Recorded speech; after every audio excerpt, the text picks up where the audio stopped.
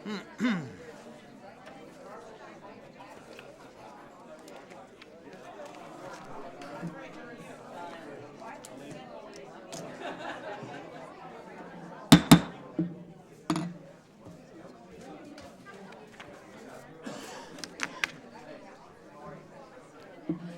yelling.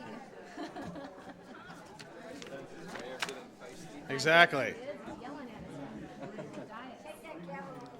Uh-oh. Yeah. You have coffee.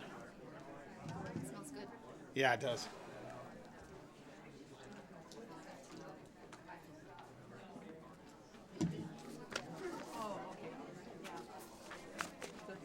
Oh, great. Thank you very much. Great. Okay. Just need Martin. Did you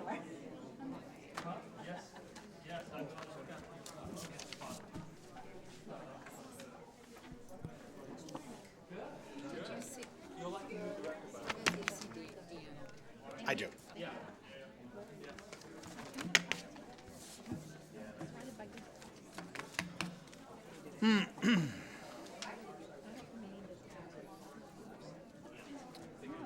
Somebody needs some creamer. You want some coffee with that creamer? Hey, oh, exactly. Wow. Hogging the creamer. Okay. You can't forget that. All right. Pass it down. All right.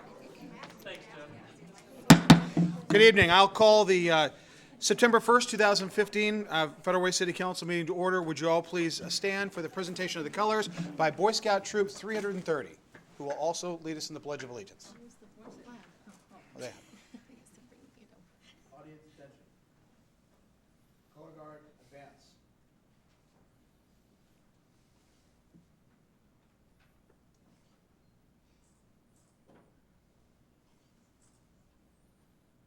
Color guard, hold. Audience, please join me in the Pledge of Allegiance. Allegiance to the flag of the United States of America and to the republic for which it stands, one nation, under God, indivisible, with liberty and justice for all. Color guard, please go post the colors.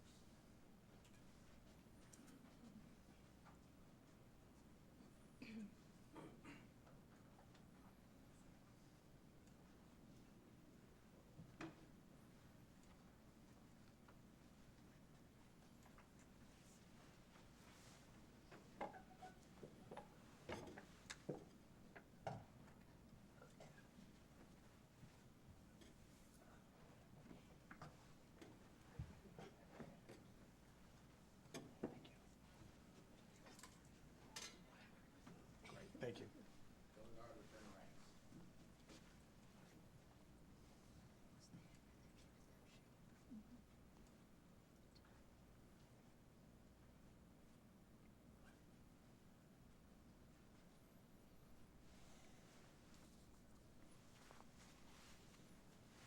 Color guard, hold.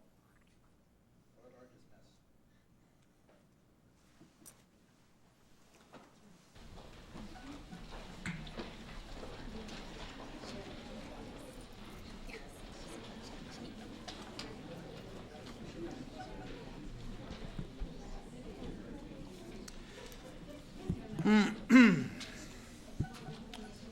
Well, thank you very much, Troop 330.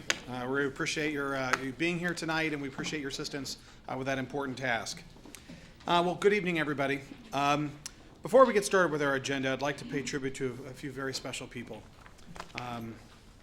And after I get done doing this, I'll be asking for a moment of silence. Starting with the Twist Washington firefighters who lost their lives, I wanted to read a poem that is anonymous and unnamed. It says, "Rest your tired hands, wipe clean your weary brow. Rest with St. Florian, your spirit now endowed. Rest here your breaking heart, we know you gave your all. Rest easy, you've done your part. You've answered your last call."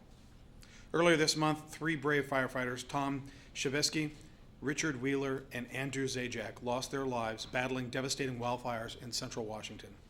That same day, another 4 firefighters were injured. The most badly hurt among the survivors was Daniel Lyon, 25, a reserve police officer in Milton, who suffered burns over 60% of his body. I'm humbled by their service and sacrifice, as I know all my colleagues here on the dais are. My brother and brother-in-law serve as firefighters, and I have to tell you, when I heard about their loss, I was very affected by the news. I think we all have driven by the big flag, and the governor ordered last week that the flag be lowered in their honor.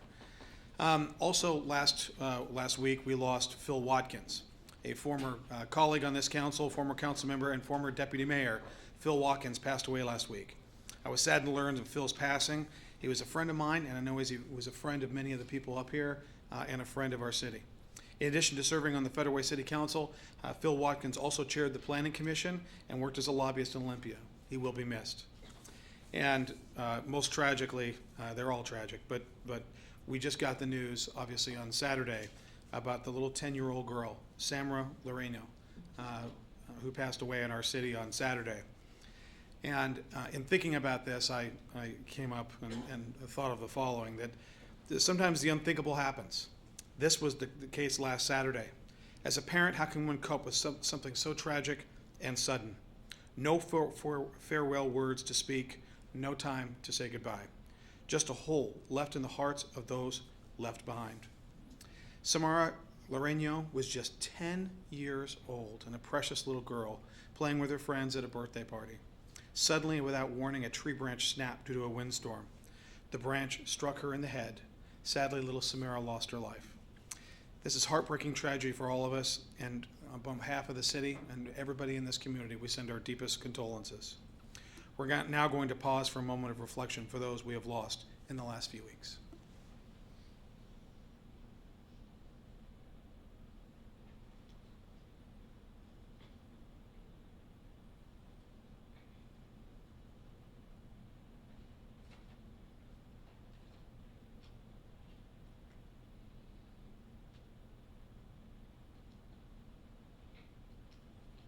All right, thank you. You know, we've heard from quite a few people that they would like to help those affected by the devastating wildfires and those affected. We've got a screen right here about where you can go to make donations. You know, our firefighters we depend on, you know, when the call comes, and you know, for those that have suffered the most horrible of loss, there is the information. Donations can be made to the Red Cross at www.redcross.org. And again, we'll leave that up on the screen for a few moments.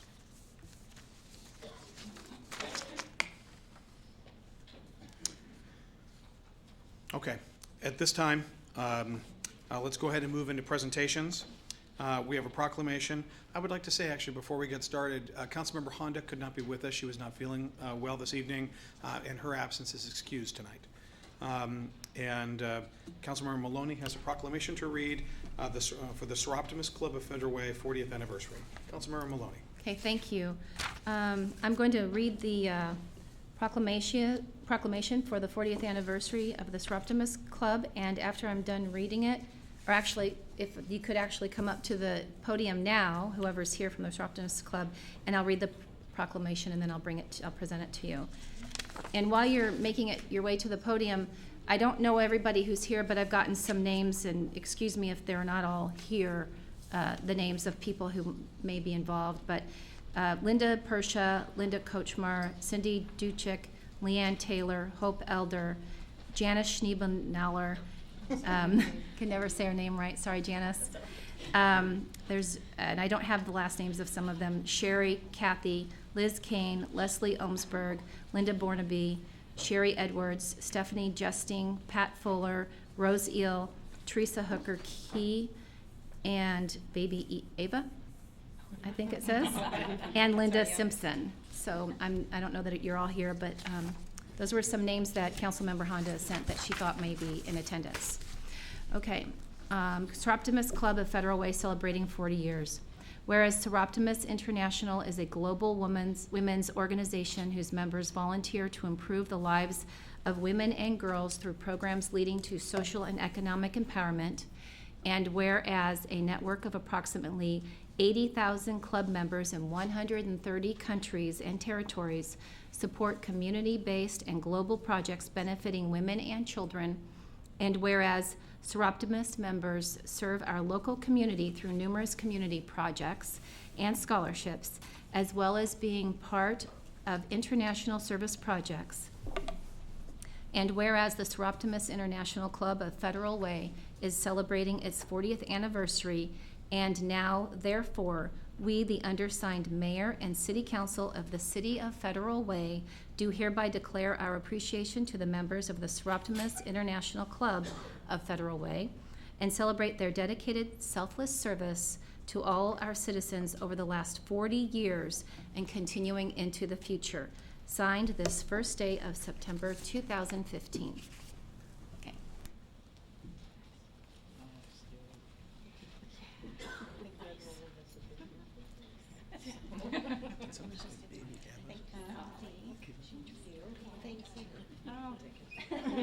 Thank you.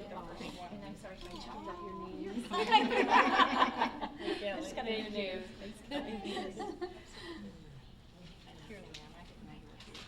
Thank you all. Thank you. Can you squish? Like the top person. I can go behind. No, don't. In the middle? Yes, ma'am. I'm taller than everybody, though. That's I don't okay. wanna- You can No, stand next not to taller there, than yeah. you. Yeah, go kind of stuff. Too many All right, everyone smile. Thank you. Would you like to say a few words? No? You want to say anything? Hello, and I'm Leanne Taylor. I'm the president of the Soroptimist this year, and it's been really an honor to work with these people. We're excited about our 40th year helping other women. I want to thank the mayor, the council, and the City of Federal Way for acknowledging that, and we really miss Susan Honda today. Thank you. As do we. Thank you, Leanne. Okay, thank you. Thank you for all the work you do. Okay, now we've got a proclamation honoring Women's Equality Day. And I signed this proclamation actually on August 26th, but today's the day I get to read it. And actually, we have the executive director for the Sound Cities Association, Deanna Dawson. Deanna, would you please come to the podium, and I'll go ahead and read this. Honoring Women's Equality Day. Whereas on August 26, 1990, the 19th Amendment to the United States Constitution extending the vote to women, a major victory for women's rights and gender equality, and whereas on the anniversary of this historic milestone, we honor the character and perseverance of Americans, women, and all those who work to make the same rights and opportunities possible for our daughters and sons, regardless of race, sexual orientation, or background. And whereas from classrooms to boardrooms to those who serve in the armed forces of the United States of America, women are succeeding like never before with contributions with strengthen families, enrich our communities, and advance our nation. And whereas in the 21st century, a mother can raise her daughter, demonstrating hard work, and that without limits, she can contribute to building a society where every door is open to them. And whereas nearly 4 in 10 mothers are the primary breadwinners in their households, and nearly 2/3 are significant earners, making pay equality critical to the economic security of our families. And whereas a majority of the positions on the Federal Way City Council are held by positive female role models, and where we reflect with pride on the progress we have made, Federal Way's leadership will remain committed in advancing women's equality. And now therefore I, the mayor of the City of Federal Way, do hereby proclaim August 26, 2015 as Women's Equality Day and urge citizens to celebrate the achievements of women and promote gender equality in our city. Signed this 26th day of August, 2015.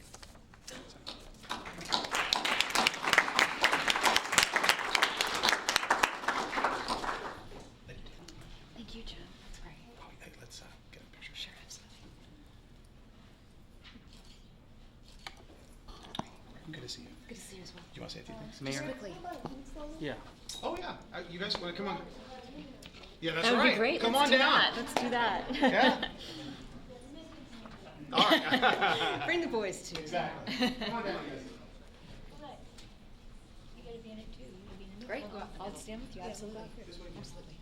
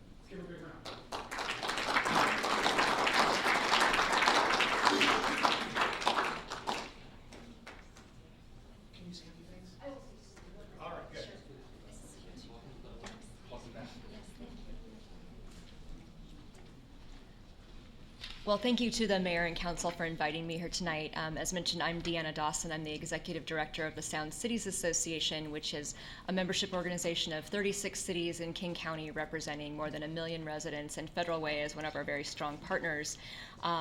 I had suggested to some of our member cities that they might want to issue proclamations on this date, and it came about actually on election night. I was noticing that the city of Seattle, there were a lot of people talking about how they may have a majority of women on their council this year, depending on how the elections go. And I said, well, hey, that's nothing new for our cities, because we have 5 member cities that have among our 36 cities that have a majority of women, and Federal Way is one of them. And I must say that you have a wonderful council, and your women members of the council in particular have been extremely active participants in regional governance, and they're a delight to work with, and I'm really proud to call you all my colleagues and friends. And thank you, Mr. Mayor, for recognizing this day today. Oh, thank you very much. We actually have a majority of women on our state Supreme Court, and the Yes. Chief Justice of the state Supreme Court is a woman. So we've had 2 U.S. senators, so it's important to take a step back and realize just how far we've come. Absolutely. So thank you very much for recognizing this day. All right, thank you very much. Okay, now we're on to Mayor's Emerging Issues and Report. I would like to, we were talking about, the tragedy with the wildfires, but we actually have one of our own, Eric Fox, surface water maintenance worker, who's not in attendance, but he's worked for our city since 2002, who's been mobilized with the Washington State Army National Guard to assist with the Washington wildfire. So on behalf of everybody here, we say thank you to Eric for his work. Now we've got local Red Cross donations for Washington wildfires. We had that, is that the information that we had up, that we had on the screen? Yes. Okay, and if anybody needs that information, it'll be on our website, or we've got the information here if you need it. All right, back to school safety plan, Police Chief Andy Hwang.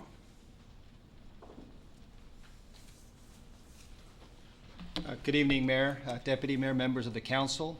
I've been asked to share the police department's plan to keep our kids safe as they head back to school. First day of school for Federal Way Public School is tomorrow. And first and foremost, we will have high visibility of police officers and enforcement at various locations throughout our school district. We will accomplish this by using our traffic officers, patrol officers assigned at day shift and swing shift. We'll also utilize our school resource officers, and they'll be augmented by school district security officers. We will also, school zone photo enforcement will be activated starting tomorrow at 3 of our locations, 3 school zones. And to bring about awareness and education, we released a press release last week. There is a online article in the Mirror, and also it will come out on hard print this coming Friday. We also are using our social media. We have 3,200 followers on our Facebook page and about 3,000 on our Twitter account. So we've been getting the word out that way as well. Distracted driving poses a significant risk to our children. We're asking our citizens and driving motorists to be extra careful in school zones starting tomorrow, and also around school buses. And we will be out doing enforcement as well, particularly in school zones. So, if you have any questions? And I would say that, it's one of those that, last year we had quite a number of car pedestrian accidents, one in a crosswalk, one in one actually right by Federal Way High School where the student was very seriously injured. We just need to remind our students, obviously, while distracted driving is an issue, we just need to make sure that we're telling our young students and our sons and daughters to get the earbuds out of their ears and really be vigilant. I tell I've got a little 8-year-old at home, and I tell him the most dangerous thing he does at times is walk alongside the road or through a parking lot. We just need to be just extra vigilant, especially as the weather starts to turn and it gets dark. So sometimes it's just that extra bit of precaution. Chief, anything to? Thank you very much. Council, anything else on that? Okay, all right, thank you very much. Thank you. Appreciate the proactive plan. Okay, state audit report, exit conference update. A day, the Professor Ariwoola.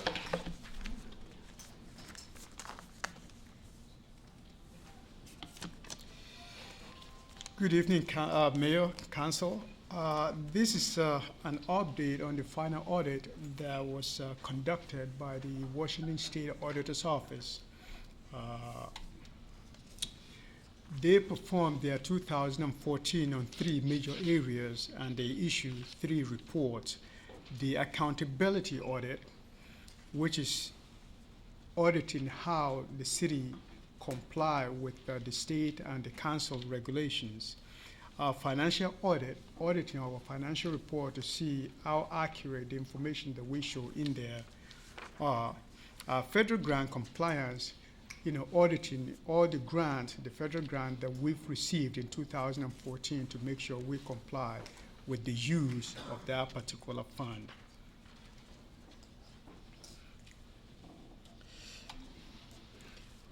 With the financial report, this is the opinion that they issue, our opinion on the city financial statement and compliance with the federal grant program requirement is provided in a separate report issued in August 2015, which includes the city's financial statement, and that report is available on the web.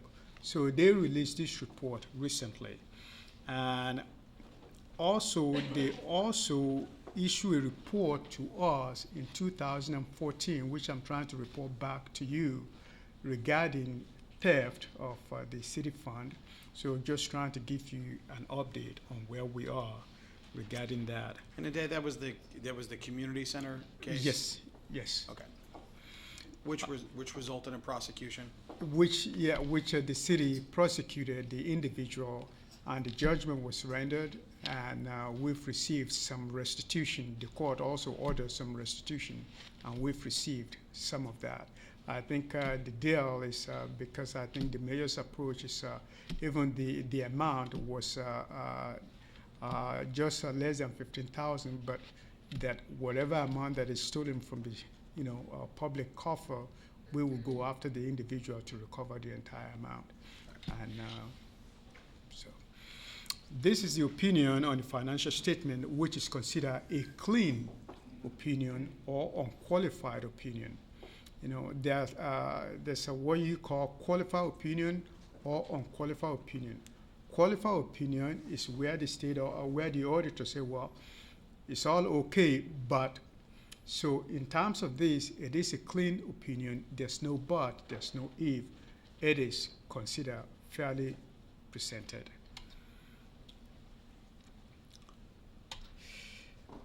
On our federal grant, in our opinion, the city complied. So we did comply with all of the requirement of the federal grant for the grants that we received in 2014. And that is the opinion on that. I have provided you with all of the reports, both the financial statement, the single audit, and the special investigation. That is part of what is on your desk over there. When the state auditor's office when they have a finding, there are pretty much 3 classifications. There's something that they call finding, which when there's a finding, that means there will be a qualified opinion. And the other one is when they have management letter. Management letter is where they say, well, we want to put you on notice. You are short on this. There's also what they call exit comment. Say, well, by the way, usually the critical part is the finding. That is where they give you their qualified opinion.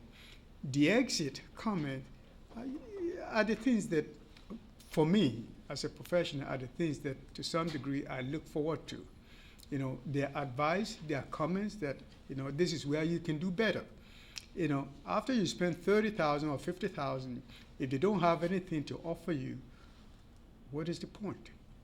So the exit comment is something that, for me personally as a professional, I do welcome for them to give us an idea of where we can grow. Also, on the special investigation, which is the theft that happened, We did have a report. We also have a court judgment, and we also have restitution. This is based on our analysis and what we presented to the court, and also verified by the State Auditor's Office. This individual stole this March in 2011, 2012, 2013 with a total of $14,491, and that is what we sue the individual for.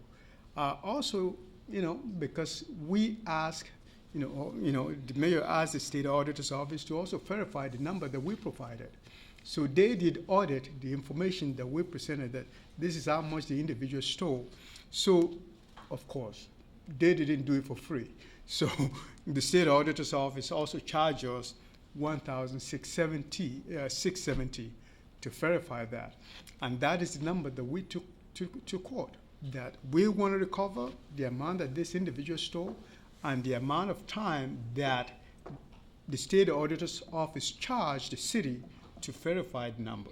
So the mayor's approach is we're going to recover every penny that is costing us. So when we took this to court, the court did order for the individual to pay the amount stolen and also to pay the auditor's fee.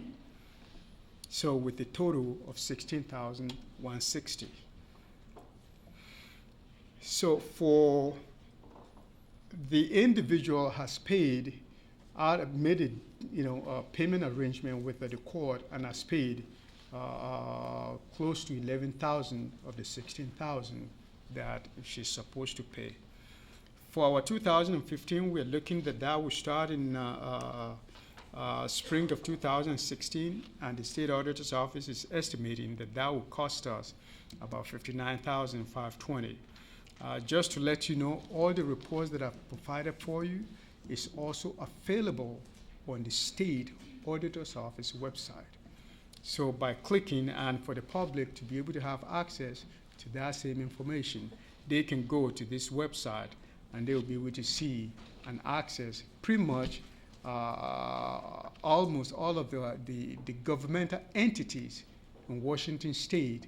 Their report are located on this website, which is available to anybody that clicks onto that.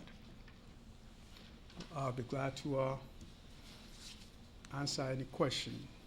Council, are there any questions? Councilmember Selsky. Yes, thanks, Mayor, and thanks, Professor, for the presentation. I just want to commend you and your staff, Chase, of course, sitting in the audience out there, for the expert job you guys do in controlling the accounting and the finance for the city of Federal Way. It's mind-boggling to me. Every month we look at about 60 pages of financial transactions and accounts payable transactions and vouchers, I guess we call them. And so you multiply that by 12 months, that's well over 700 pages, and each page has, I think, 30 or 40 transactions. So it's thousands and thousands of transactions that you and your staff control and make sure, and along with the directors and whatnot, making sure that our finances are in good hands, and also the the dozens of accounts that you guys manage in the financial statements. It's always expertly presented. No wonder why we always get such good results over the years, and now under your tutorship and leadership, I know it's going to continue. So, I'd like to commend you and your staff for the great work. Thank you. Thank you. Councilmember Duclos. Yeah, as chair of the Federal Committee, I sat in on the exit report from the auditors, and they were highly complimentary of everything that the city is doing and of the work of our finance department. And having run a nonprofit for many years and having gone through audits myself, the one thing you want to hear is no findings, clear report. And this is no finding, clear report. And generally they do give you some recommendations when they look around and see what's going. Sometimes you can implement those recommendations. Sometimes it's pie in the sky. But nice work for you and all the staff. Thank you. Thank you. All right, Deputy Mayor Burbidge. Thank you very much. And I would like to add my appreciation and expression, and also congratulations for the fine work that has been done clearly that shows the results in this audit. and also that the experience that we have in being able to review the reports on a regular basis that are so thorough and carefully done. So we look forward to a very useful and thorough budget process too coming on our way. So thank you again. Thank you, but I think I need to commend you, the council too, because it's really amazing how much, I mean, I get email from you listing some vouchers and having questions. I think it's because you devote so much time in looking through these, and I think that is part of what is also keeping us on our toes. And I really appreciate, the effort and the time that, all of you are taking to look through some of our vouchers and asking some clarification and asking for, asking some questions for things that I think the city of Federal Way is very lucky to have a dedicated council member that at 11 o'clock at night you are still looking through my report, and so thank you very much. All right. Council, anything else? All right, thank you very much, Ade. All right, now moving on, we've got a report from our Chief of Staff, Brian Wilson, regarding Sea-Tac airport noise concerns. Exactly. Brian?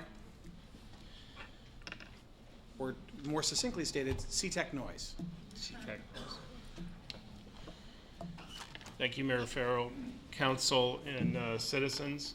I'm here to report on Sea-Tac noise that over the last several months, and actually over the last 5 months, we have continually received feedback from citizens concerned about increased air traffic, increased noise, perception in terms of change of flight patterns, and those concerns have been brought forward to the mayor's office.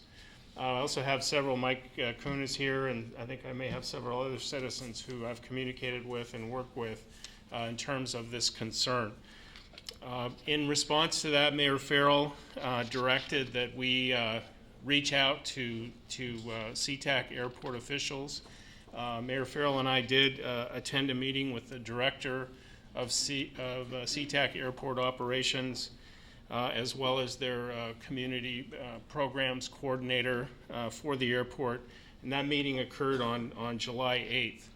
And with that meeting, we identified and were told of several significant changes that have happened within airport operations. The first is that we conveyed, that there's been, great concern about increased noise from takeoffs and landings out of Sea-Tac, that there's been perceived changes in flight patterns and elevation through different neighborhoods, and that there was a perceived difference of what had occurred, that we've had an increased number of flights, both takeoffs and landings, and that these changes have been observed significantly over the last 5 months.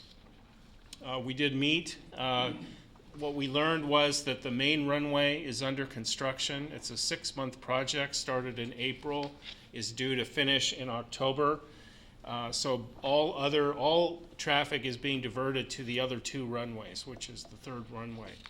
The summer months, as you know, much warmer, greater number of days with a north wind, which typically 65% of the flights are coming to the south generally, but the majority of those in the summer, because of the north winds, have a landing, coming to the north, and takeoffs as well.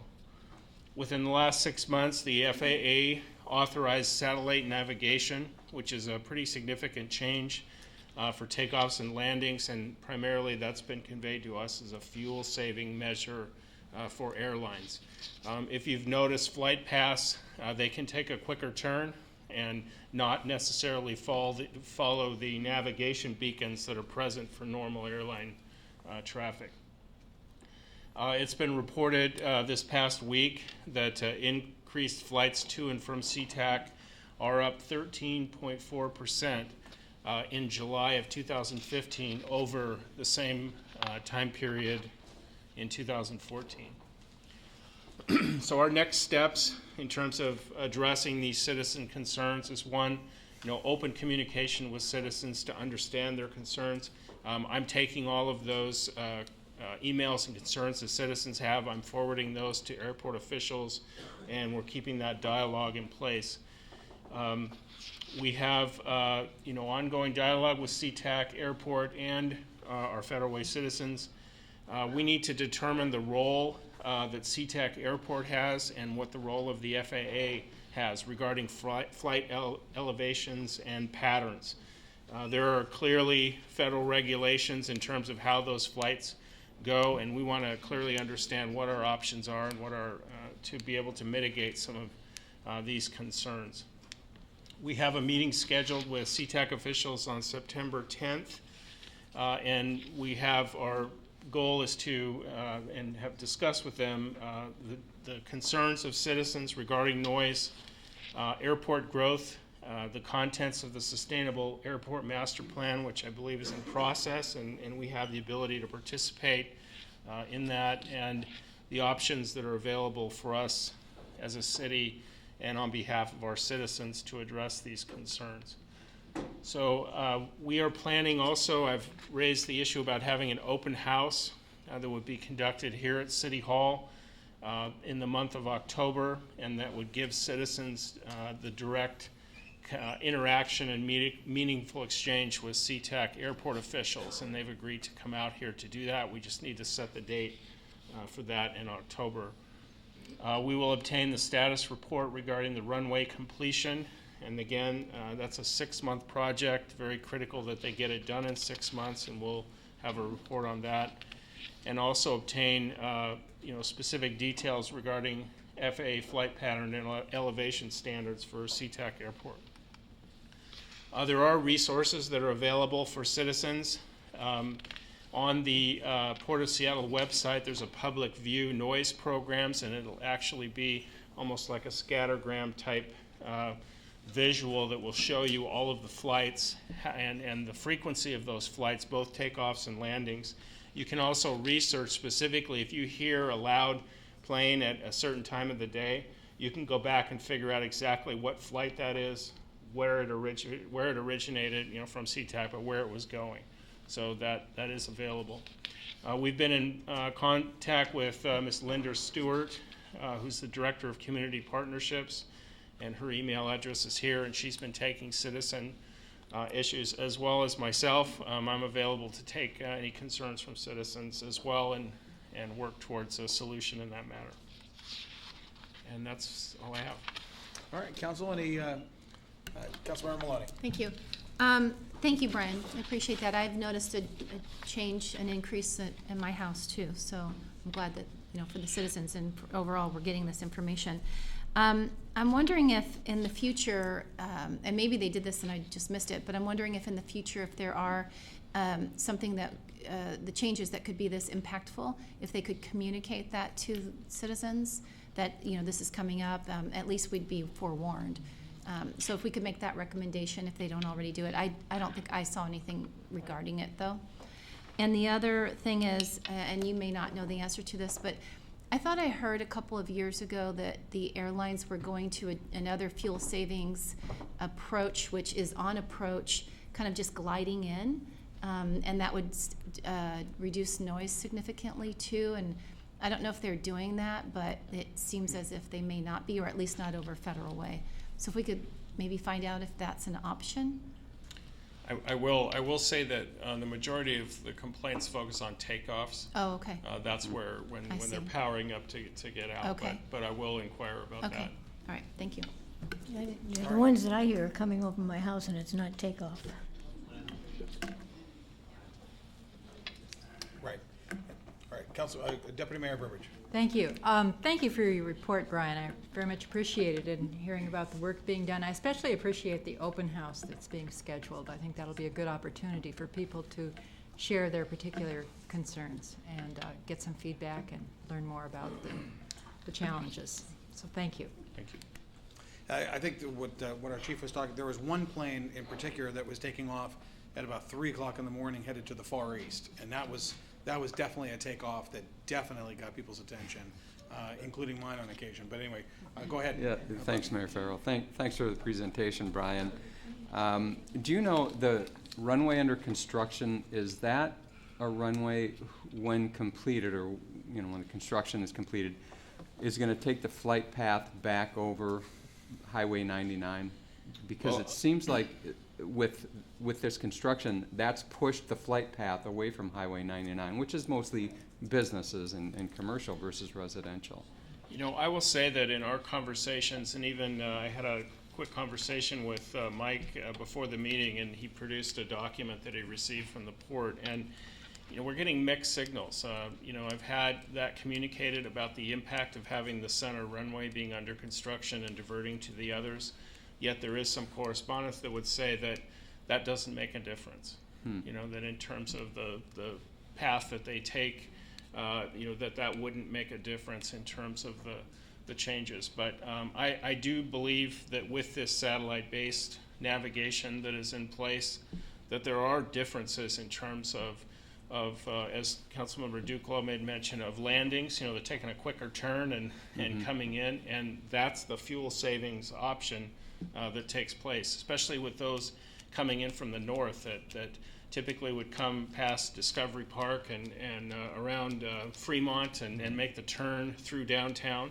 Now they're coming over Elliott Bay and circling around and that's clearly a fuel saving effort. So I think for us to understand clearly what the patterns are for the FAA, of what they're approving, it was mentioned earlier that we have some crossing patterns where, if planes are taking off to the south, that they actually go under the approaches for the other things that are coming over. And all of that is taking place right over Federal Way. So, that factor is something that we really need to explore and look what's available to us to argue the merits of maybe if changes are available to look towards doing that. Just one more comment too. After I saw your email the other day, you pointed out the Port of Seattle website. I went on and saw the flight tracker website. It is amazing. You can see the flight path of the plane going up right over Federal Way with these monitoring stations showing the decibels. And I could even hear a plane, and I could see it on the screen. And so it was close to my house. It was really amazing. So I advise everybody to go on and check out this website. It's really pretty cool. Well, the meeting we had in July was actually the second time I had met with the head of the Sea-Tac airport. And the first time we came in, they had these huge diagrams that showed all of the lines of the flights. And then ironically, actually, from what we're hearing, there were more complaints last year than there are this year, but there's a lot more increase. So if you're we're hearing a lot of complaints now. We're hearing, I'm getting emails daily, and we're responding to those, and we're forwarding them on. But if you're experiencing this, and if it's affecting your daily life, please reach out to these Linda Stewart. Reach out to those folks, reach out to the people that we have, or email us, and we'll make sure it gets there as well, because we want to make sure your voice is heard. This is not something we're just going to stand by and watch and let happen to us. We're definitely going to advocate for our citizens and make sure that we address this. It's a quality of life issue. Okay. Anything else for the chief? Go ahead, Councilmember Moore. Well, Mr. Mayor, you really took all the words out of my mouth, which is great. But really just want to thank, just more so comments here. I just want to thank Brian for all your efforts, and really the mayor's office on this. And in your PowerPoint, what I appreciated hearing was the fact that there's going to be an ongoing dialogue. And I think, I know this has been an ongoing issue for several years, if I'm not mistaken. I remember doorbelling and hearing that concern. In fact, I was talking to, I believe, the husband of our former representative, Mr. Bruff. Yes, thank you, Jean Marie Bruff. So I appreciate that part, the dialogue, and I think that has to kind of keep going, and the fact that there's going to be ongoing interactions, I think that's really important. And I was just going to say, the more that we hear from citizens, the more that Linda hears from citizens from Federal Way, I think there'll be pressure being built to the point where we need to address that. And I also wanted to kind of mention that this really does come down to quality of life. And so I'm glad that we're moving forward with it and taking care of this issue. You know, I guess my only question, if I may, is, I mean, in the United States, I'm sure this is an issue. Even throughout the state of Washington, this is an issue. Have you guys researched what other cities, maybe in our nation, have done to address this? I mean, is there best practices that we can address, or are we kind of implementing those best practices in this PowerPoint? You know, I have not conducted any research across the country in terms of the impacts of airport noise, but we are, with the growth of population in the Seattle area, and with that comes increased traffic at Sea-Tac in terms of use of the airport and numbers of flights. And so it's important for us to really understand what's happening and the impacts.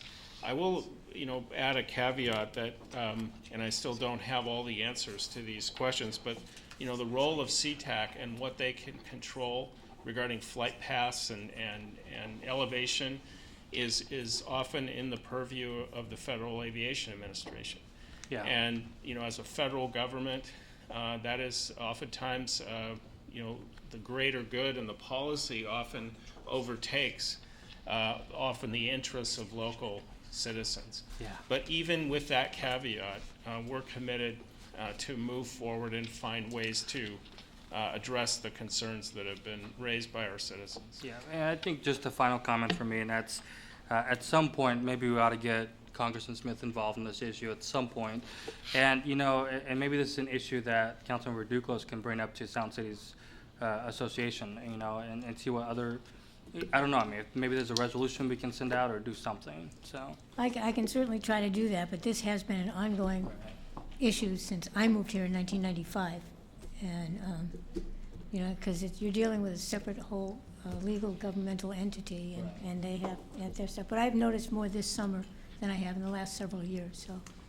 And Councilmember, I agree, and Councilmember Moore, I think you're absolutely right that, and our Chief of Staff touched on this, about the jurisdictional aspect of it.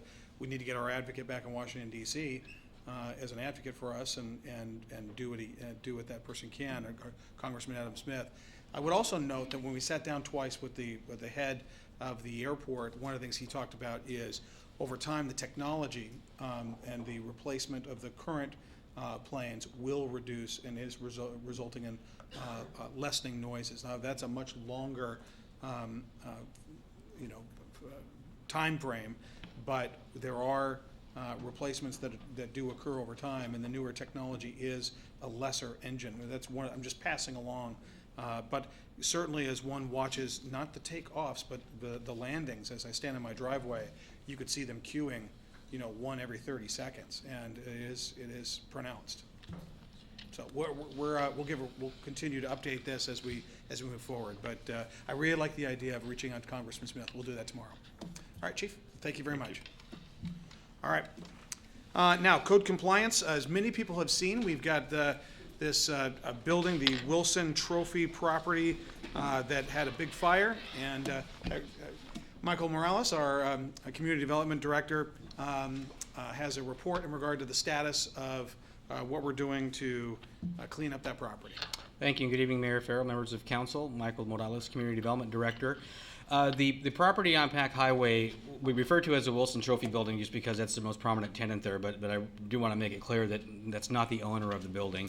Right. There were a number of tenants in there, including some that were not legal, as we found out after the fire, which was caused by an illegal marijuana grow, and the electrical shortages that occurred because of that. And this property burned initially in, I believe it was February, before I came on board.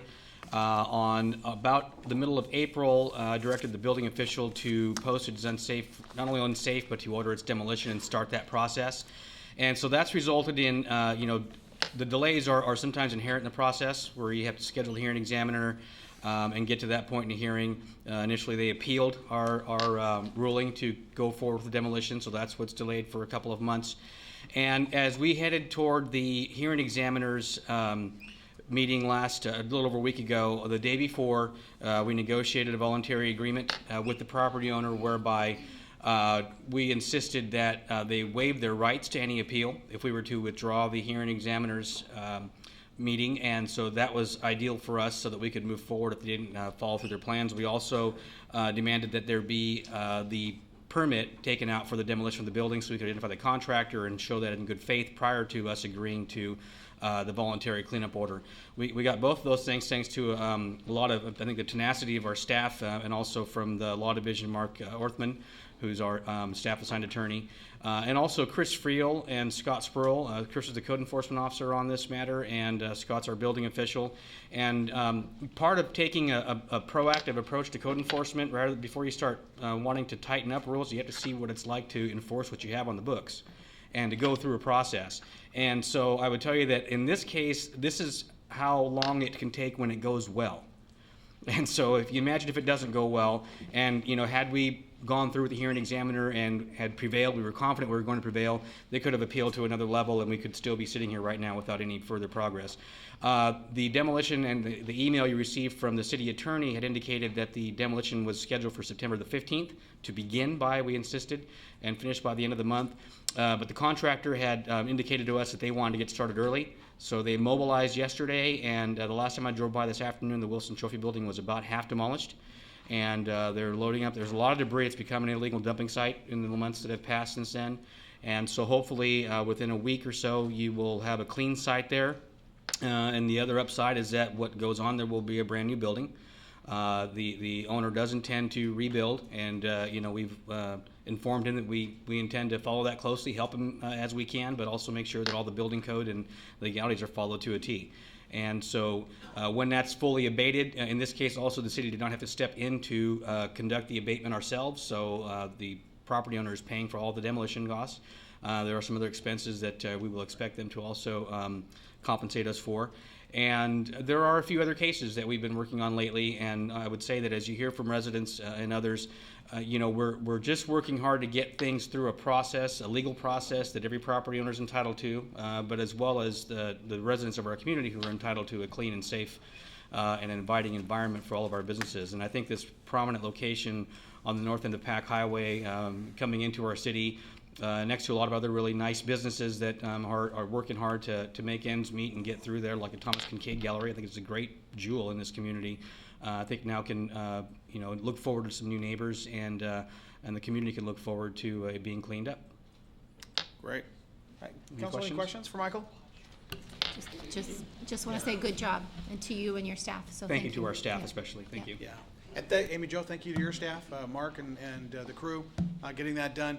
Code compliance is such an important thing, not only in our commercial district to make sure we don't have blighted areas like thousands of people drive by every day, but especially in the neighborhoods. There's been such a focus on making sure that we, maintain the integrity of our neighborhoods. For many of us, it's the most important investment we'll make in our lives or our homes. And so that's a real special emphasis that we have, and we've got some real success stories in regard to cleaning up those properties. So thank you for that as well. Thank you. All right, Council, that's my report. Now let's move on to the most important part of the evening, which is citizen comment. I've got 3 pink sheets, but if anybody else is planning or wanting to talk, please fill one out. I think I see one out there. And we've got Michael Kuhn first, and then on deck, Norma Blanchard, followed by Betty Taylor. Evening, Michael. Evening, Mayor, council members, Mr. Wilson. I'd like to first express my appreciation for taking up this issue on noise abatement. Thank you for your concern as well, council. I would like to tell you that the middle runway is under construction, and all 3 runways face in the same direction. So in other words, they run parallel to each other. So just because one runway is off right now for construction, it doesn't mean that the pattern should change. And when that runway comes back online, since they're all facing the same direction, more aircraft will take off. An additional runway means more aircraft. Additionally, Delta Airlines announced that they're going to add about 135 more flights per day to compete with Alaska. So that's going to create additional noise, pollution, possible fuel dumps, and I smelled it. I think they did dump some fuel on us, even though I called the FAA and they said no. But I smelled it. So it's not going to get any better. Now, Mayor and Mr. Wilson, when you met with the port officials, they told you all kinds of stuff like GPS, switching to GPS landing and GPS takeoff, and the weather's too hot and the wind blows this way and that way. None of that is mentioned in a letter that I got from Linda Stewart just recently, and I provided a copy to Mr. Wilson tonight. In my letter, she says, basically, tough cookie. Sea-Tac Airport cannot implement aircraft operations restrictions. Airline schedules the flights and they do whatever they want. The increase in flight activity is caused by the overall growth in operations that are occurring at Sea-Tac. And basically it says it's not going to get any better because we're growing. So all I'm saying is please don't let them off the hook. Keep pressuring them. Don't wait until the final say that construction is finished and the runway is finished and now we have more flights. This is an issue that is very concerning to all of us, and I'm sure I'm not alone in this concern. I read the paper and they had a very good article in that, so I'm sure other people are concerned as well. So I appreciate your help in this because we need it. All right. Thank you. Thank you, Michael. Okay, now Norma. And then Betty.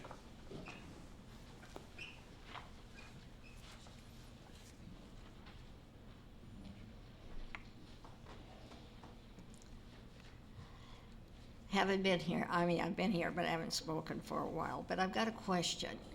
In January, the first council meeting, I haven't had enough coffee today. Anyway, it was said that we would discuss term limits at the retreat. And a council member brought up, said, well, they thought they were going to vote on it then, and said that we haven't had time to discuss it. Well, I went through my papers, and we had a petition on the streets in 2010 for term limits when we were called to pull it back off the street because of the 90 days, which was subsequently, they removed that. Took long enough, but it got removed. So now I'm just wondering, when something is brought up, whether it's term limits or whatever, how many times do you have a discussion? How many meetings are there with it brought up? Or just exactly how many meetings? Is there there's a procedures for the council. I've got it at home, I don't have it with me. So is there something that tells how many meetings this is, will be brought up? Or are you just gonna drop it? Or are we just blowing hot air up here and nobody's listening? Well, we listen to everything. Or I'll reply when you're done. Are you done? Yeah. Okay, thank you very much, Norma. We listen to everything that's said. There is no restriction on how many times we can talk about something or bring something back up. It's basically the will of this body. And we did have a discussion, as you know, at our retreat on this issue, and we had a good discussion about it down at Dumas Bay. So then it's at that point it's up to the members of the body to make any appropriate motions. So. Well, whether it was good or not, that's debatable. Right. Thank you. Thank you, Norma. Okay, and now Betty Taylor.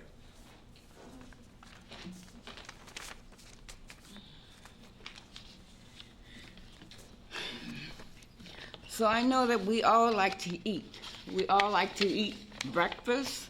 Some people like pancakes, some people like eggs, some people like ham. Me, myself, I like pancakes. And I'm here to talk about an event that's coming up. It's coming up October 3rd. It's from 8 o'clock to 10 o'clock, and it's City Vision is putting on a breakfast. And we're taking over Applebee's restaurant. We are charging people $10 for tickets. and I have tickets on hand. And if you're not familiar basically what City Vision is, let me kind of educate those that don't know. City Vision was established by residents of Federal Way in March of 2010 as an overarching organization umbrella working to bring together all concerns group to work together on complex issues that impact the health and well-being of all of our Federal Way community. Participants in City Vision represent very diverse political and theological positions, but are committed to mutual respect, focusing on common areas of concerns. City Vision, we meet every month. We meet the first Tuesday in the month, and today we met this morning. We had excellent speakers at the meeting. Topics of concern were housing issues. We met with some people with multi-service center, SHAG, and Housing Development Consortium. Anyway, one issue came up about problems that are plaguing our city. The major problem that basically is plaguing our city is housing. How are we going to house all these residents? How, different housing developments are coming up, but still we have homeless issues and other issues. Anyway, my time is running short, but the breakfast basically is to support City Visions, the programs that City Vision has and what they're trying to do in the community. And we really solicit everyone's help and cooperation. And like I said, I do have tickets in my hand, and you can see me if you want to buy a ticket. They are $10 a piece. And I have them, and I would like to sell them before I leave here tonight. Thank you very much. All right, thank you, Betty. All right, that's the last pink sheet I have. Is there anybody else? Come on forward, and we'll get the pink sheet after you testify or comment.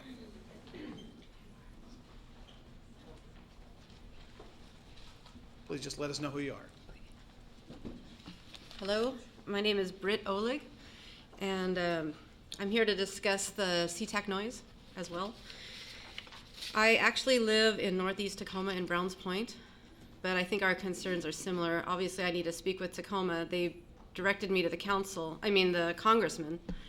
And when I heard that you were looking into the issue, I wanted to say I really appreciate it, and I hope that I can speak and add what I've learned so far.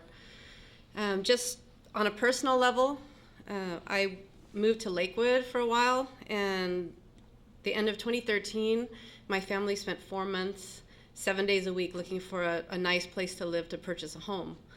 And we specifically, other than crime, we specifically looked for areas that were not in any kind of flight path.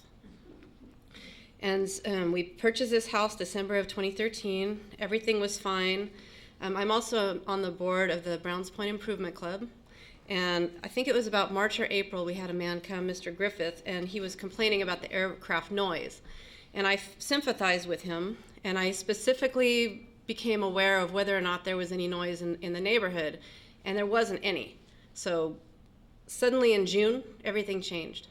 The plane started going directly overhead, and I mean directly. I can look up and I can see the underbelly. They're so low. And for living this far from Sea-Tac and having them go that low, it's unbelievable.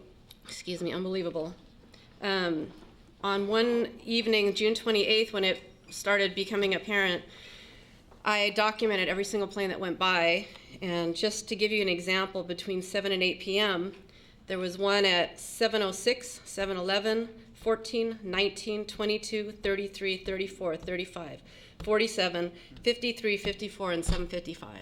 That's pretty amazing, and it's loud. So basically, we went from having this beautifully, heavenly, quiet neighborhood to like a nightmare. I see I'm almost running out of time. I reached out to the FAA and the Port of Seattle. They basically just pointed the fingers at each other, and I did a little bit more research. You were asking about other cities. I cannot, everything I say is just what I've basically researched. I haven't fully researched into the issue, but I did notice, for example, Santa Cruz, California, in March, when this new GPS started, they changed the flight paths. They're having the same problems. In Phoenix, an environmental group apparently did a formal complaint with the FAA saying that they didn't do their due diligence before they changed their flight paths. All of this has to do with this next generation, which is the next generation when they shifted the U.S. ground-based air traffic control system to a satellite-based system. The project in theory was supposed to cut costs by using GPS technology to save time, fuel, and money, as well as curb traffic delays. Go ahead, Brett. Go ahead and Thank finish. you. Federal auditors apparently say that any cost savings are unclear. The next-gen new arrival procedures mandate pilots turn at lower altitudes, much closer to their arrival points. The very design of next-gen focuses routes sharply onto thin lines. Thus, traffic that was previously dispersed over many miles suddenly are now focused over the same area. And it says the FAA has the technology to route aircraft away from noise-sensitive areas, yet apparently they use it to decrease the altitude at which aircraft fly over densely populated areas and increase the frequency. So, okay, and I also found Boston, New York, Chicago, all complaining since about March or April. So this is a nationwide issue, something we have to deal with the FAA, but I'm really concerned about not only the noise, health issues, but the declining property values. So thank you very much. Thank you for letting me go over. Can I ask the information that my chief of staff, you've got it all right now? Okay. We actually had the individual you referenced from the Browns Point Improvement Club in our office today. Okay. We were talking with him. This is very helpful. Thank you. We're going to, we may, if not the next meeting, then the meeting after that, we'll have an update on this issue. Okay. I am an attorney. I don't normally do these kind of cases, but whatever I can contribute, I'm pretty busy. That's why I didn't do full research, but, it's a new issue, and I definitely would like to be involved. So. Do we have your card and contact Yes, information? yes. All right. Thank you. Okay, thank you very much. All right. Appreciate it. Okay. Any other public comment? All right. Let's go ahead. Thank you very much. It was very productive and helpful. Thank you. Consent agenda. These items have already gone through committee, and they can be passed all at once, and unless a member of the council wishes to pull an item. The consent agenda today, items 5A through D are the following. A, minutes for the August 11, 2015 regular and special meetings. Item B, the monthly financial report, July 2015. Item C, vouchers, July 2015. Item D, 2014 Consolidated Annual Performance and Evaluation Report. Council, is there any particular item that a member would want to pull for separate consideration? All right. No motion being had. Deputy Mayor Burbidge, do you have a motion? I do. I move approval of items A through D on the consent agenda. Second. It's been moved and seconded to approve items A through D. Is there any discussion? All those in favor? Aye. Aye. Opposed? All right. Council business number 6. A, purchase of Larson-Justice property. Staff presentation by Marwan Saloom, our Public Works Director. Sir? Good evening, Mayor Farrell, Deputy Mayor Burbidge, and council members. Before you tonight is the Larson-Justice property acquisition. The purpose behind the acquisition is for conservation of the Halibus watershed. A point of correction, in your packet we had a memo, and in the memo referenced a figure, and the figure was not attached to your memo, but at your dais copy of the figure was placed there. So that is the figure that should have been attached to the memo. So the policy question before you is, should the council authorize the mayor to purchase a Larson-Justice property consisting of a single 2-acre parcel in the amount of $80,000 plus appropriate closing cost? As you can see on the map on the screen, most of the green area are area preserved under conservation, either owned by the City of Federal Way or another public agency. And the reason other public agency interested in buying property in this watershed, they normally use it for mitigation purpose. As an example, WashDOT, when they are doing any widening on I-5 and they are impacting wetland, they end up buying some property within the Halibus watershed for conservation purpose and restoration. So, and the property that highlighted in red are property that in 2012 were brought to the City Council, and the Council approved staff to proceed with the purchase of those property if those property become available and there was a source of funding identified. So that's what we have. We have the council who have approved the purchase, and as a matter of fact, in the Surface Water Division, we have a capital improvement project that identified purchase of property within the Halibus watershed, and that's where the fund will be coming for this particular purchase. The main purpose of the conservation is for the natural flood attenuation and improving water quality within the watershed, preservation of scenic area, culture, resources, and urban wildlife, education and recreation, opportunity for the city, water quality and stream restoration opportunity. Anytime we own the property, we are strengthening our application when we submit for state and federal funding for restoration of stream and water quality project.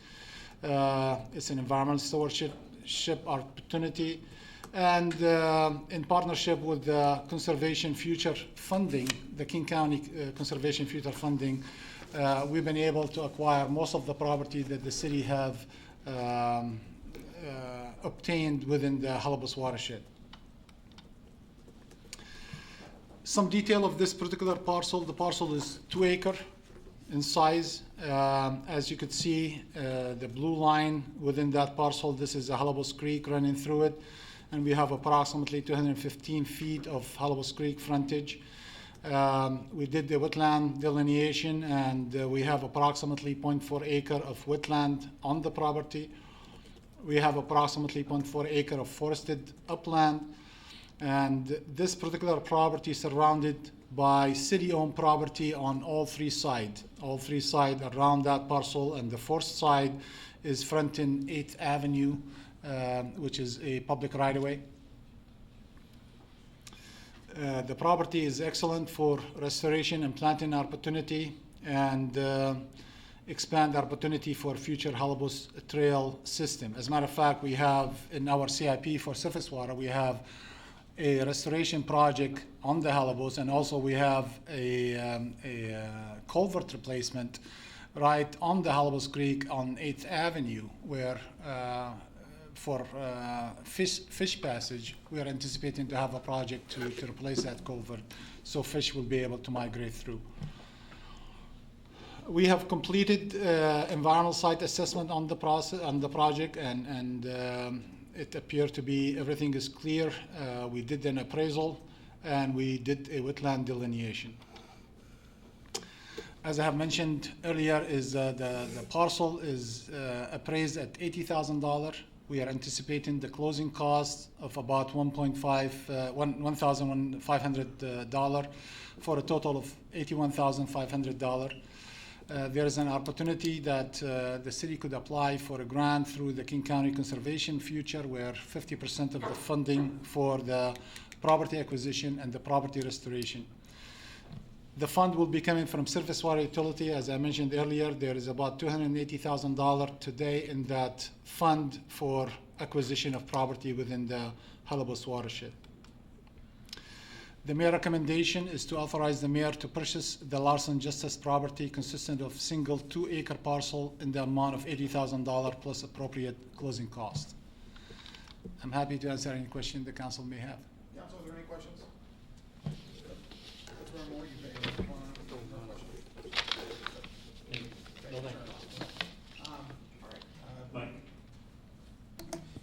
Deputy Mayor Burbidge, do you have a motion? I do. I move to authorize the mayor to execute all necessary documents to purchase the Larson-Justice property consisting of a single 2 acre parcel in the amount of $80,000 plus closing costs. Second. It's been moved and multiply seconded. Is there any discussion? All those in favor? Aye. Aye. Opposed? All right, passes. Multiply. All right. Next is item 7, ordinances. First reading, Council Bill number 687, new singular wireless franchise ordinance. Staff presentation by System Street Manager John Mulkey. Evening, John. Thank you, Mr. Mayor, Deputy Mayor Burbidge, council members. My name is John Mulkey, and I am the Street Systems Manager for the City of Federal Way. I am presenting the new singular wireless franchise ordinance. for first reading. And the policy question is, should the city grant New Singular Wireless PCS LLC a franchise ordinance to place wireless transmitting facilities and related appurtenances within and through the city of Federal Way? The background is New Singular Wireless has requested a franchise from the city in order to place wireless transmitting facilities and related appurtenances in the city-owned and controlled right-of-way. The term of the franchise is for 10 years, commencing the effective date of the franchise consistent with franchise the city has granted to other providers. They have agreed to pay a fee or a charge in the amount of $1,000 to recover the actual reasonable administrative expenses that the city has incurred directly related to preparing and approving the franchise. And they will maintain an insurance of $5 million combined single limit for commercial general liability and $5 million for automobile insurance, which is standard amounts for other franchisees. And the proposed franchise requires New Singular Wireless to post a bond for $100,000. The options before council are approved to send the New Singular Wireless franchise ordinance to the city council meeting on September 15, 2015 for the second reading, or do not approve to send the New Singular Wireless franchise ordinance to the city council meeting on September 15, 2015 for the second reading and provide direction to staff. And the mayor recommends to approve to send the New Singular Wireless LLC franchise ordinance to the city council meeting on September 15, 2015 for second reading. And I'm available for any questions. Councilor, are there any questions? Councilmember Maloney. Thank you. Just curious about the bond for $100,000. Can you give us more detail on that? Or how that works? And what is the purpose? As they are working within the public right-of-way, we normally require a bond, so just in case there's some damage or they were not able to get the restoration completed in an adequate time. So that's what the bond is for. Thank you. All right, council, any other questions? All right. Councilmember Duclos, do you have it? Oh, excuse me. Would the city clerk please read the ordinance title? Council Bill 687, New Singular Wireless Franchise Ordinance, an ordinance of the City of Federal Way, Washington, granting a New Singular Wireless PCS LLC, a Delaware limited liability company, a non-exclusive franchise to occupy rights of way in the City of Federal Way, Washington, within the specified franchise area for the purposes of installation, operation, maintenance, and repair of its wireless communication fixtures and related equipment, cables, accessories, and improvements in a portion of the rights of way within and through the City of Federal Way. All right. Councilmember Duclos, do you have a motion? Yes, I move to forward the proposed ordinance to the September 15th council meeting for enactment. Second. It's been moved and seconded. Is there any discussion? All those in favor? Aye. Aye. Opposed? The matter passes unanimously. Item 7B, Council Bill number 688, Pacific Highway South HOV Lanes Phase 5 Project Condemnation Ordinance. Staff presentation by Mr. Mulkey. Thank you again, Mr. Mayor. And I'm presenting now the Pacific Highway South Phase 5 Condemnation Ordinance. The policy question is, should the council approve an ordinance that authorizes the city attorney to commence legal proceedings to acquire the necessary properties for the Pacific Highway South HOV Lanes Phase 5 project by condemnation if the negotiation process fails? Previously, the city council authorized staff to acquire right-of-way for the Pacific Highway South HOV Lanes Phase 5 project for fair market value. Staff has said offer lenders has been working on negotiating purchases of the required strip takes since February 17, 2015. We have a previous ordinance passed providing an initial condemnation list. This list is the final list of parcels that have not settled since the initial list for condemnation was approved by council. We will continue to negotiate with parcel owners to see if settlements can be reached. And the ordinance authorizes the city attorney to commence the legal proceedings to acquire the necessary properties by condemnation if the negotiation process fails after a reasonable amount of time in order to allow the project to proceed. The ordinance lists 10 property owners with a total of 12 parcels. This is the list of the parcels, and I just put a note in green that since, and this is part of our continuing process, that since I actually submitted the ordinance that 2 of these parcels have signed that were on the list. So, and we're hoping that we get more to sign through this process without going to the full condemnation process. But those 2 have already signed since we've submitted just for approval of the process. So the options for council are to approve to send the condemnation ordinance for the Pacific Highway South HOV Lanes Phase 5 project to the City Council meeting on September 15th, 2015 for the second reading, or 2, do not approve to send the condemnation ordinance Pacific Highway South HOV Lanes Phase 5 project to the City Council member meeting on September 15th, 2015 for the second reading and provide direction to staff. And Mayor recommends to approve to send the condemnation ordinance for the Pacific Highway South HOV Lanes Phase 5 project to the City Council meeting on September 15th for the second reading.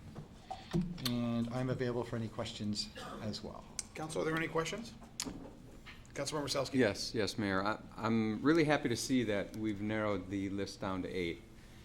How many have actually sold to the city already? We have 8 remaining, 8 holdouts, and roughly how many actually did There was a sell? total of 40 property owners on this. Right now, we have 20 of those completely signed. We're in negotiations with others that we look forward to. We had the first list of the condemnation list that I believe we're having, of that list, there were 10 parcels on that.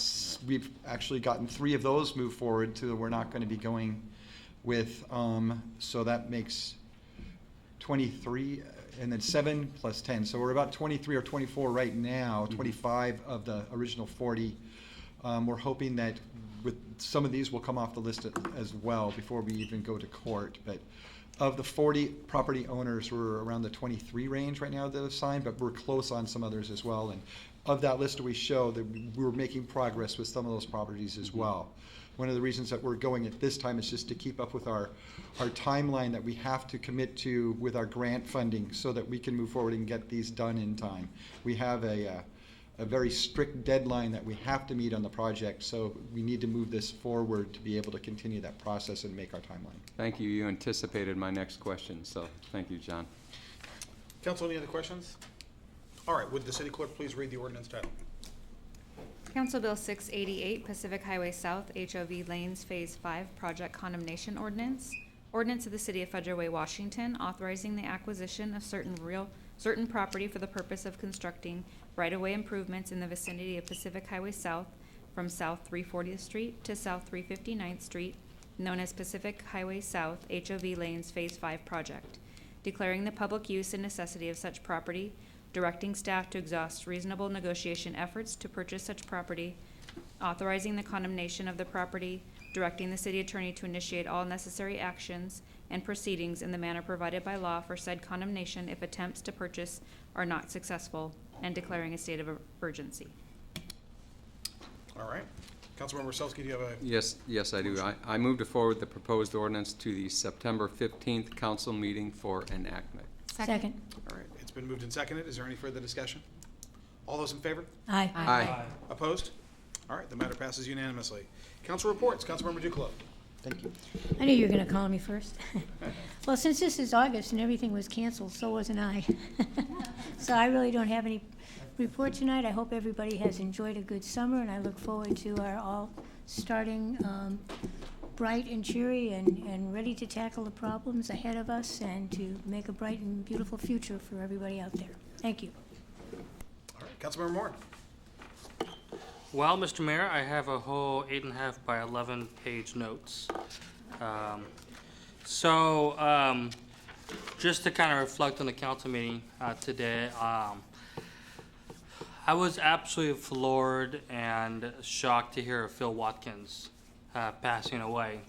The way I met Phil Watkins was when I was working with Representative Roger Freeman, and he would be one of the very few lobbyists that met with us in the very, very beginning of that legislative race of Rogers. And he took the time, listened to us, and I worked a lot with Phil during a session in 2013. And just a very, for those that don't know who Phil is, very quiet, very subtle, calm, flexible individual. That's the way I got to know Phil, and just really respected him quite a bit, and was just really sad to hear of that passing away. And of course, that's followed by the shocking news of the 10-year-old girl and the family that's being affected by this loss. And I know that this news gathered all throughout the state of Washington, and I know that with my new job working in Seattle, a lot of my colleagues were asking about the 10-year-old girl, and it was just very sad to also hear that. So, and also want to take the time to thank the response of Marwan and the mayor. I know that with the inclement weather, I should say, we were not expecting winds and all that. So I know that I emailed the mayor and Marwan and asked, hope we're being diligent about keeping our streets safe during the storm, and sure enough, the mayor was driving all around the streets, making sure that all the streets are clear, branches are clear from our main streets, and I know that thanks to Marwan, staff were already on hand answering questions, whether it came through email or not. So just really want to take the time to thank staff and being diligent with regards to that, and kind of tells me that we're well prepared for future storms. I know that it's becoming that time of the year where a lot of things will happen. Also, I see one Boy Scout member, number 330, waving his hand. I wanted to say thank you for being here. Thank you for being here at 8:30 p.m. That means a lot to me because I am a former Boy Scout member, 361. And so thank you for the commitment you've taken, the oath that you've taken to, and I'm talking to you, in serving our country and your community. I take that very seriously, and I know that you do, because I had to take the same oath as you as well. So thank you for making the commitment. Thank you for being here and finishing strong with this meeting. So I know it's a school day tomorrow, and good luck to you. Also with City Vision, I'm very excited about the event. I'm so glad Betty shared the event. So my girlfriend and I are ready to have pancakes. I don't know how it's going to work with my diet, but we'll worry about that later. So we'll have to watch the calories. But my nutritionist next door to me will help me out with that. So, and last but not least, I had a great, amazing meeting with Teresa Yvonne, just kind of getting the updates on the Performing Arts and Event Center. I know that a lot of folks in our community have asked hundreds of questions, and probably will continue to ask hundreds of questions with regards to the maintenance and the operation costs of how we're going to make this successful. And I think that's a very fair question that's coming from the audience, because that is your tax dollars. And so I know in the coming weeks, and probably just less than a month, we'll be addressing this issue. So I look forward to listening to everybody, people that are hesitant with the Performing Arts and Event Center and people that are supportive. But I look forward to listening to those concerns. With that, Mr. Mayor, I will end my report. All right, thank you. Councilmember Selsky. Yes, thank you. I'll tell you, I'm one who loves a long, hot summer. But boy, was I glad to see the rain come about the other day. I mean, that was so welcome, and I know all of our lawns and shrubs and everything and trees really welcome it as well. So looks like we're having a change of season finally. So I'm looking forward to a couple events coming up tomorrow at the Chamber of Commerce meeting. The Seattle Sports Commission, I believe, is going to make a presentation. I'm really looking forward to that. They've been so deeply involved with the development of sports and sports awareness in our region for so long. I'm looking forward to that, and I know the rest of the council and the mayor and even some in the audience will be there as well. And then one other event coming up I'm looking forward to is there's an open house and a community health fair and ribbon cutting for Children's Hospital. That's coming up on Saturday, the 12th of September, from 10 until 2 o'clock on that Saturday. And of course, everybody knows where that is, over by Costco and Home Depot. So really looking forward to them joining our community and being involved and active, and really for the results that they're going to produce for the children who get the opportunity to, or have the opportunity to go there. And then lastly, the next Land Use and Transportation Committee meeting is scheduled for next Tuesday. We're taking a little path off of the Monday meetings that we have, but it's meeting next Tuesday, the 8th of September, in the Patrick Mara Room at downstairs at 5:30 in the evening. So, and that's it. All right. Councilmember Maloney. Thank you. No council report tonight for me. Thanks. Councilmember Sefa Dawson. No report from me either, but on Saturday night, my son and I came back from out of town, and our vehicles were there. Sunday morning, we woke up and one was missing. And I think this is the third time it's happened from my apartment, and it usually happens after we've been gone for a few days. At any rate, I just wanted to thank our police department. I think it's Corporal, is it Weddle? I'm sorry.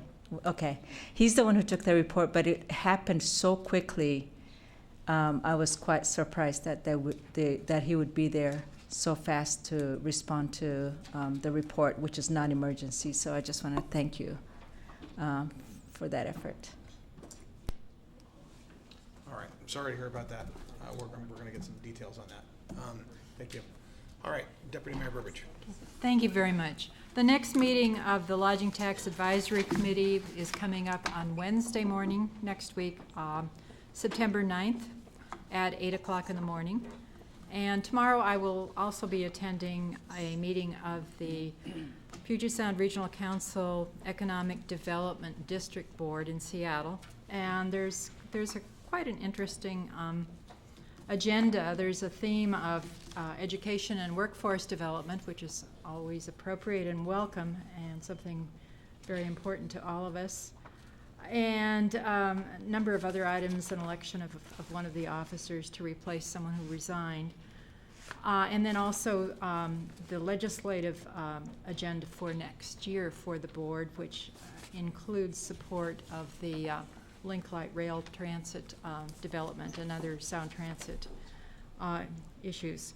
And also I wanted to mention that Center Stage Theater, much loved theater at Dumas Bay Center in the Knudsen Theater, has a very short production coming up of something called Albert Einstein, the Practical Bohemian, with Ed Metzger. And this is a production with just 2 performances on Saturday, September 12th at 8 p.m. and Saturday, September 13th at 2 p.m. And this is a production that began in L.A. and then went on to a long run in off-Broadway. So now we can see it here in Federal Way at the Knudsen Theater. That's my report. Thank you. All right. And with that, everybody, good night and best of luck to our parents and students who begin a brand new school year tomorrow. We are adjourned.